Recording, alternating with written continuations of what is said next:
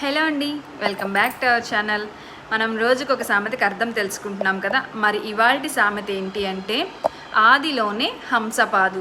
అంటే మనం ఏదైనా ఒక పనిని మొదలుపెట్టిన వెంటనే విఘ్నాలు కలిగాయంటే దానికి ఈ సామెతని వాడతారు.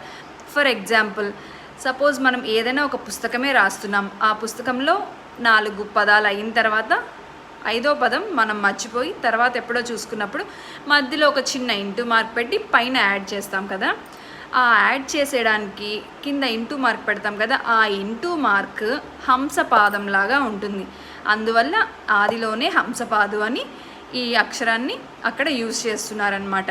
అలా ఉంటే బాగోదు కదా, అందుకని ఆదిలోనే హంసపాద అని అబ్బా అని తలపట్టుకుంటాం. ఇది ఆదిలోనే హంసపాదు అనే సామెతకి అర్థం. Thanks for watching. Like, share and subscribe. మీ ఎవరికైనా ఇంకేమైనా సామెతలకు ఆన్సర్ కావాలంటే కమెంట్.